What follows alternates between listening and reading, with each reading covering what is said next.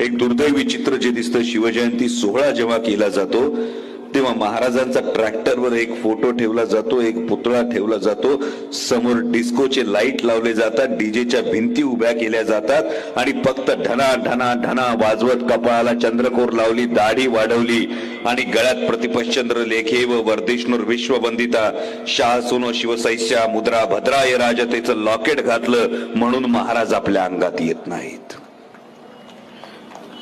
अशी जर शिवजयंती साजरी होणार असेल तर ही शिवजयंती साजरी करू नये अशा प्रामाणिक मताचा मी आहे.